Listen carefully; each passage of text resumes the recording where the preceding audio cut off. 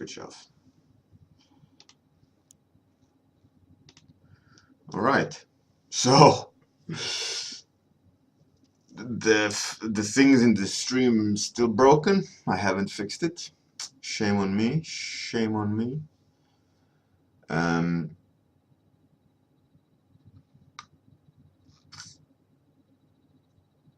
Today I will be doing more of the gender swap. Good morning, Chilstrand, Henrik, Lurib. So I looked at Michelle Pfeiffer this morning. I squeezed in some quick FaceTime.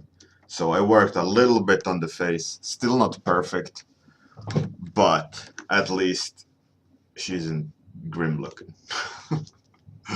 Hey, Bjorn. How's it going? By the way,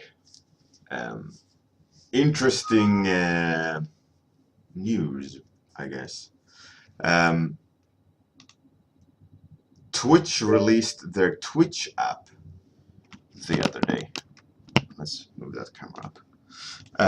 Which more or less looks like Discord merged with Twitch. So currently I have set up a server on Twitch, which is just one channel, but they've more or less stolen Discord's channel setup, you know, with camera stuff. And you can have multiple people, multiple person screen call, and so on. So there's that.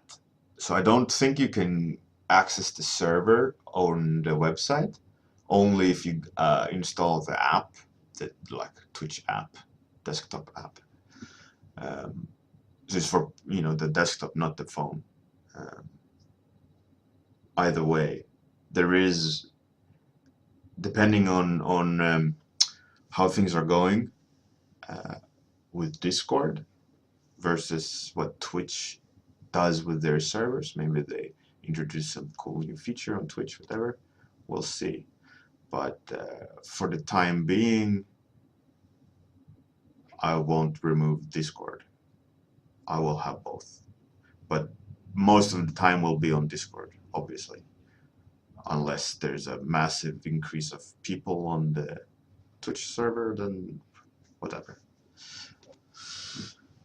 So that's why I thought, just as I saw the news from Twitch, like, oh, by the way, there's this awesome new cool features. I thought, yeah, I should.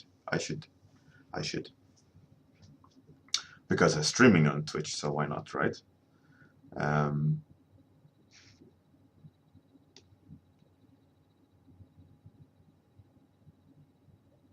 So, hey, good morning, Jordy. All right, where's the timer? The timer is 0. Let's do it. Hey, Captain Jetlag, how's it going? Right, so as I said, I worked a little bit on the face, gave it a little bit of love. So now she doesn't look horrible, but she also doesn't look perfect. But I'm not that worried due to the simple fact that I'm not finished. And you could say that on any element on cat here, any element on the character, it does what it needs to do without shining shining of its mastery, right? I don't care about that yet. I know that the render is early days. I just need to establish what I need to establish to move forward. The render will tighten as I move ahead. And it's Friday. Oh, it's Friday. The good, sweet, sweet Friday. How I love you so. I remember as a 20-something-year-old, I was so looking forward to Fridays, which meant I didn't need to go to work which at that part of my life was very boring manual labor that didn't challenge me that much. It was a mean to an end to get money. Right now, I love going to work because I do what I want to do, of my calling in life, more or less, you know. But anyways, as a young man, I remember I was still young, but younger. Uh, I remember like, oh, Friday, Saturday could mean I can do whatever I want during the day. I don't need to go to work. I can, you know, have beer. I was so enjoying Fridays. But there's always the Fridays as well, you know. But as life of an artist, we usually also freelance, so that means we don't have a day off. But it's so important to um, have a day off. I think. Like we were talking on Discord this morning with Andrea and who else was it? The name. Uh, Let me check. Andrea Henrik Koliv, number one talent, Schilstrand, and so on. We were on Discord and talking about like how studies, how not doing art can inspire doing art. Babe Rose or Jordy. Yeah, go ahead, man. I've been streaming this character all week, so it's just go back and look how I approached it. Um, that's no worries, Captain Jetlag. Hey, Lurib. Hey, Vasto, you're new. Vasto, have you clicked follow? You better click follow.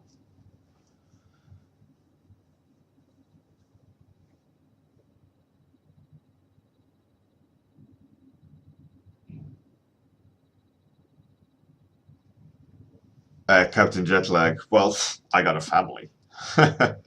My money goes to the keeping the family afloat. I earn the most money. My wife earns money, but not comparatively. So we use my money majority of the day, every day. Um, so even though I earn good money, I pay for 4 people. So that's where my money goes.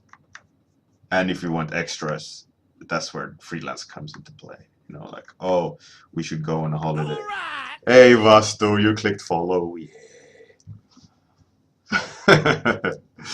Oh, just kidding, Vasto, of course. But glad that you could. We got a new face to the stream. Oh yeah, oh yeah.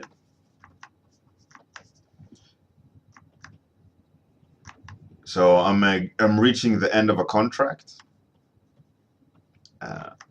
like a freelance contract, which means I will be able to breathe for a while and fix some on 30minutewarmup.com, fiddle with the stream. I just don't have time for it because as soon as I have spare time, I could either go work towards wrapping up a freelance contract, or not sit in the office or fiddle with things that doesn't pay bills. So as soon as those priority things are done, I will make sure to fix the stream stuff, as it's important to me. But keeping my kids fed is. I love you guys, but I love my kids more, right?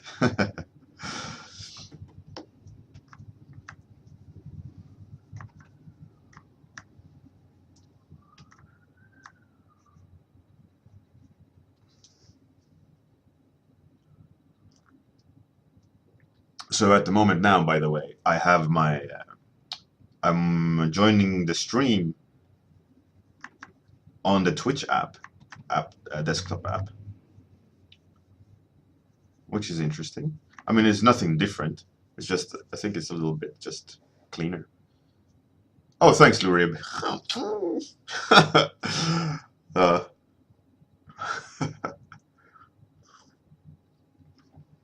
it's just shame about this, right? It's a good haircut because there's contrast. Yeah, so what I was getting at originally about what me and Andrea and Henrik and Chillstrand, etc., were talking about, that like the importance of not doing art to learn things, right? But I think it's really important to yeah. Um, what is important about taking a break from art. I was talking to Angry Sausage on Discord, such a nickname, um, and he was, I think it should be a he. He was like a little bit like down on himself a bit, like about fan art, and it's a bit like a sellout and so on. But I don't think fan art is selling out. Either way, it doesn't matter. That wasn't the point I was getting at.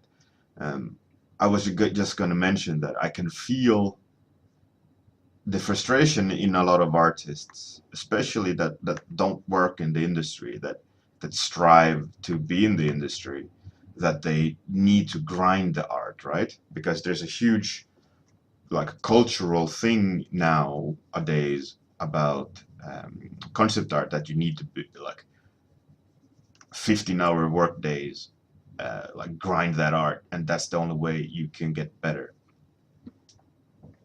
Uh, that I don't think that's necessarily right, um, because first of all, there's people who do it, who manage, sure. So you can't say like it doesn't work, right? Because some people do. Some people are really good at grinding the art, and keeping a sane mind at the same time. Like for me, for example, when I started and when I was 24, like grinding art, to get a job in it, right? Joined the university. I quit my manual labor job and devoted my time to be a full-time student at the university, um, so that I could get a job as a concept artist, right? Um, my university didn't have 2D at all. It was purely 3D and animation orientated. So I wasn't getting my 2D part of education from my school. So I thought, right, I want to be a 2D artist, not a 3D artist. So I thought, all right, I'll just do the in university what I need to do for the university, and sort it out myself on my spare time. So the only way to do that was to work extra hard, right? Long days, because the university required me to do X amount of hours in order to put the effort in. Obviously, university is no child's play. It's higher education. You got to apply yourself. There's grades, etc. You have to pass the courses and so on. So you can't just disregard it, right? So I decided, all right, I'll do both. So I'll grind that art at the same time as doing university stuff. And there came a point where I just bombarded internet with sketches, right, on the conceptart.org forums. That's where the day when the years when I was in university was what the around that time where it was as its biggest, right? Um, Leading up to 2004 as well. From 2002 to 2006 was probably the heyday. Anyway, so I grinded art a lot, um, but I could also feel points in during these years where art wasn't fun anymore, where it just became mandatory. Just sit there, do this, get good, and repeat and repeat and repeat. Do studies, repeat, repeat, repeat. Get bored. So what I kind of figured out fast was that art shouldn't be boring. So if you are bored, you're doing something wrong, right? if you feel it like it's negative, you're doing something that's not good, right? Because art is supposed to be something that you love, right? And you want to do, you work towards getting as a job because you love it. It's the same with dancing or singing. And if it's singing just feels like hard work and no fun, then you're practicing singing wrong, right? So what you probably would suggest then is like, oh, sing your favorite song. Get really good at your favorite song or style of music or whatever, and then you just, okay, I'm going to be an opera singer, and you sing opera, and you're really fun, and you don't sing metal or whatever.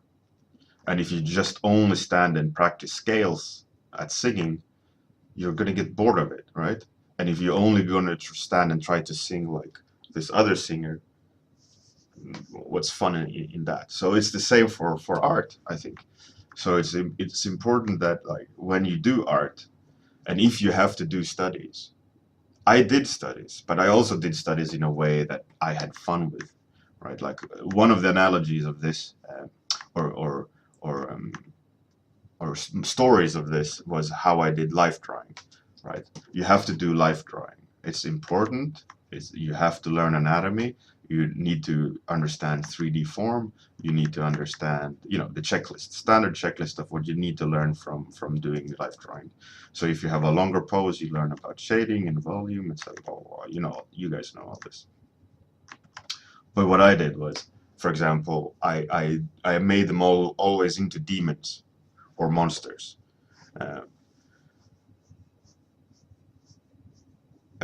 like, so when I drew a model sitting, I always also practiced the same lighting, the same volumes of the head, for example, but made it into a beast with horns or 57 eyes or whatever that was, and that became fun for me. Like, I knew that, like, at the end of this pose, when when I've done the study, like sitting and measuring and practicing seeing the body correctly and all these technical aspect of it, I knew, like, the cherry on top, I would make a beast out of it.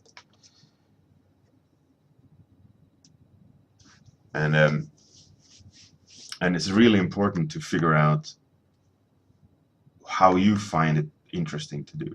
And it's the same thing, like, I think it was Chillstrand on Discord who asked, like, who's your favorite artist to learn anatomy from? I don't have a favorite artist to learn anatomy from. Like, I talk about Glenn Vilpo a lot. Uh, and that's purely because his approach to volume speaks a lot to me, right? His way of, like, you have to draw through the muscle systems and the groups of muscles, etc. Like, the rib cage is a barrel, and the shoulder system is on top of this barrel, and you have to understand that this is a 3D space, etc., etc. And when you don't do that, when you only draw, like, a body like an outline, where you don't think it was like what's on the backside and the motion of that 3D space and so on. And he goes through it really well and explains it really well. And that, for me, for example, is the closest I get to another artist's anatomy. But I don't look at how he does proportions or how he chooses, um, like Loomis does anatomy, draws anatomy his way. Hogarth draws his way. It's like, is an artist's interpretation of the human anatomy. It's great for beginners to understand the principle of anatomy, but you shouldn't learn their anatomy. That's how I see it. That's how my mind works. You should learn anatomy from anatomy. Go look at the human. Loomis, etc. They will teach you just their way, which is a thought of way that's clearly defined, with proportions, etc. But studying them to learn to draw like them, for me, is incorrect. So what I think it was Chillstrand. So what I suggested to Chillstrand was, there's this art book, Anatomy for Artists, it's like a black guy sitting crouched on the front cover. It's like white and red. Um, that anatomy book has a lot of photos, a lot of like almost like medical student drawings of the anatomy, like bone system and so on. It's not very like interpreted. It's just rendered with a pencil. Um, for me, that made way more sense because I could look at their real life actual version of a human body from photos and then extrapolate that data from that photo to my own stylization or drawing. And I would teach myself how to do anatomy my way. I mean, that being said, I'm no like anatomy master. I don't claim to be either. Um, I know anatomy quite well, you know, but there's these life drawing magicians, that can render a human body perfectly with absolute accurate proportions and muscles and all these things. That's awesome. But that's not what I care about. And that's why I haven't spent more time learning it, other than to get the basics strong enough so that I can draw human without looking at the photo. I mean, obviously, here in this instance, I had to look at a face of Michelle Pfeiffer because I'm shit at faces.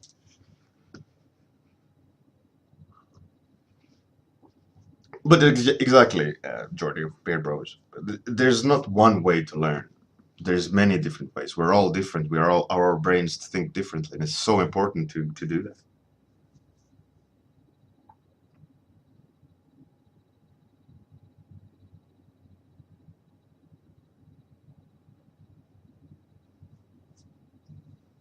Um, Beard Bros. Yeah, exactly. I mean, looking at an anatomy uh, artist that teaches anatomy, it's about understanding how the body works, the physicality of anatomy, right? But a lot of people study their drawings and reproduce their drawings, not the information containing or what the artist teaching the anatomy trying to communicate, which is muscle starts here, generally proportions works like this. But people just like that simple question of, I think it was Chilstrand, sorry if I remember wrong, but like, who is your favorite artist to learn anatomy from? Because he wanted to learn anatomy more. I think it was Chilstrand. I'm sorry if I'm remembering wrong. Uh, that itself becomes, it's a loaded question, right? Because he doesn't think the real life equivalent is good enough, right? So he says, what is the correct artist for you to learn anatomy from? Just look at the human. There's anatomy. And if you don't understand what's underneath, look at medical photos or schematics of a human body, and you will understand. Um, what Loomis, etc., does is that they package it in a way that is seen through the lens of an artist, and that comes with more than just facts. That comes with stylistic choices, and everyone knows Hogarth and Loomis don't draw uh, human anatomy the same way. It varies differently, but both of them are right. None of them are wrong because it's their artistic interpretation of the human body. I can tell you that I don't like Loomis. I absolutely dislike the way Loomis draws. But I did look at Loomis at the beginning, trying to figure out anatomy when I didn't understand anatomy as a beginning artist. Because for me, Loomis had a schematic approach, right? He chunked it up in easy ways to understand proportions. Where should an eye go? Where should the hip bone stop? While Hogarth, for example, didn't give me anything. I just said, nope, that's not for me.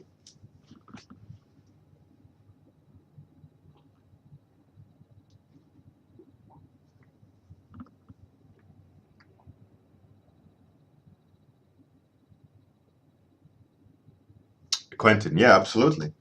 And that's I think that's my point also. There's no right or wrong. If you find Proctor's movies of him doing anatomy useful for you, it means many things, but most of it, what it means is that this information speaks to you. So, is it wrong? Is it right? You can only answer that.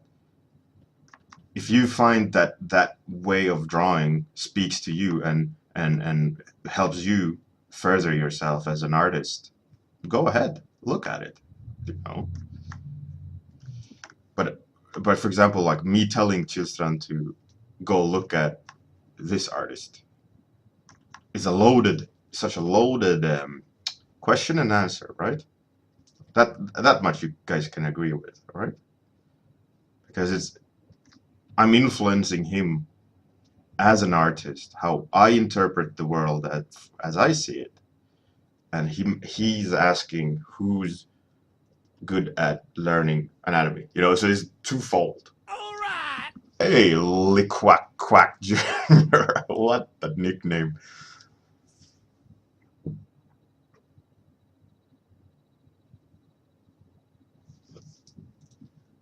Yeah, so the big point of what I'm trying to make is like it's not right or wrong. Like when I was in high school, I loved El Greco's work. He's an old style painter. I'll show you. So this is El Greco, and I loved his painting style. He's like corrupt, weird anatomy and strange colors and all these things. When I was in college, high school. I mean, taste changed, and I don't like his work that much anymore. But me looking at his stuff furthered me as an artist because it spoke to me at the time, and I really enjoyed it. And I really enjoyed his corrupt way of doing anatomy and absurd, more or less absurd color choices. And I found it intriguing, and I thought, oh wow, that's interesting. As a wannabe artist at that time, seeing someone who's famous doing it in a odd way. And I think early on was like a lot of artists in that class at the time, um, or the wannabe artist. They were all, you know, like looking at contemporary art and manga, etc., etc. I mean, there's nothing wrong with it. Don't get me wrong. Um, but I think me sticking to my guns and realizing that I like this guy more than famous people or famous artists, etc. Because I found it interesting, and I saw one image and I thought, oh, wow, that's really cool and really interesting, and I think that triggered something, um, making me realize like art is so subjective at that age. You know, I figured out earlier that art is so subjective, and art should be something that you filter through you. And a lot of artists in the industry, they're walking this tightrope of personal style and uh, marketability, whew, of having generic enough style for it to be approachable by the common person, common wow, general public. It's not fine art. It's not. I mean, if you're doing illustrations, then yeah, differently. But if you're doing concept art, but illustration as well, it's like personal style versus sell the ability to sell in that style, right? that's why a lot of artists go towards realism, because it's approachable. Everyone understands realism. But also, if you don't have an artistic say in the matter, it falls flat. No one cares about it because there's no narrative there. There's no point in the art. Like, look at the house god of Piotr Jablonski, right? He has a point. He has a narrative. He has something to say in his paintings, in the way he approaches the art. He could do photo bashing, but he doesn't want to, right?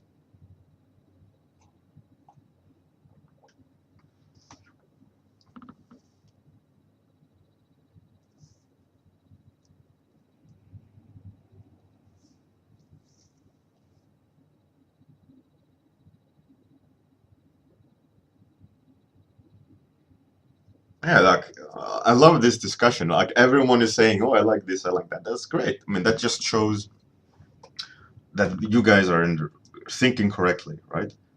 Like Captain Jetlag saying that Hogarth was really good for him, and I absolutely hate Hogarth. Am I right, or him? Is he right? You know, there's no right. This is right for me, right for him, which is the correct way to approach art. But in the big picture wise, in the end, there's something annoying in my nose all stream. Annoying. In the end, what's important just is because it's marketing art. Like it's stuff we try to sell to a client, etc., etc. So it just comes down to how we filter the information we take in. Does someone else understand it? And in fine art, for example, that window is a lot more narrower because you can be a lot more unique in your art style, and people will, those who approach it will like it for what it is, right? But as it's in this industry, we're doing art that sells. We have to have a little bit broader style in the sense of that gap difference of personal uh, style choice versus uh, marketing aspect of the art, right? So you have to be able to sell the art. You can't just make one black line on a white canvas and say, "Here's your concept art. People will buy this." You know, it won't happen. But as fine art, that can sell. You know, that's two different beasts.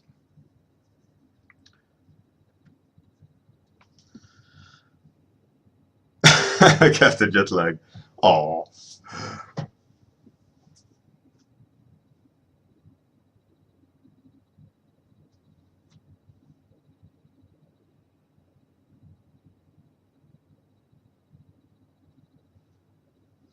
I think classic stuff you can't hide from, like going to life drawing, because there's a reason why it's so important, right? Because you have stereo vision, and there's a 3D object standing in front of you, correctly lit, and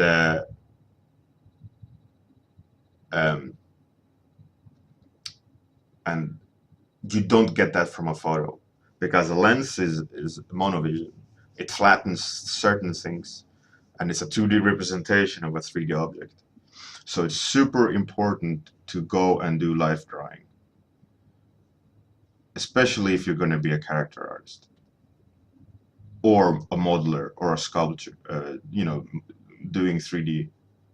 It's so important to go to life drawing and looking with your eyes on a 3D object, because you have stereo vision and you see shapes differently. You don't get that from a 2D picture. So anyone who wants to do characters or model, you have to go do life drawing.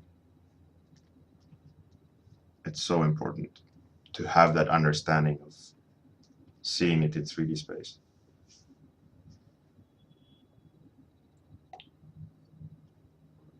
Captain Jetlag, I don't know that at all, this Frederick de la Viers.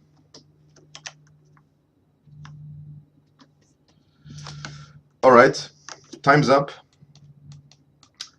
Slowly getting there. crunching those details in.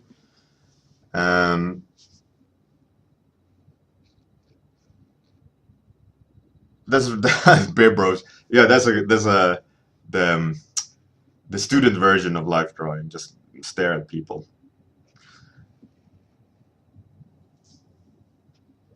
Captain Jetlag. Yeah, that's something I want to do actually. All right. Thanks everyone for joining in. Have a fantastic day. Good night. It's Friday. Yeah, Friday. Yeah. I'm gonna have a beer later. I might do a stream actually over the weekend or tonight. We'll see. But see you guys on Discord. Have a fantastic day. And by the way, Bear Bros should have a stream after my stream in 15 minutes. So thanks everyone for joining in. Thanks for the likes, follows, blah, blah, blah. Have a good one, people. Now it's outro time. Bye.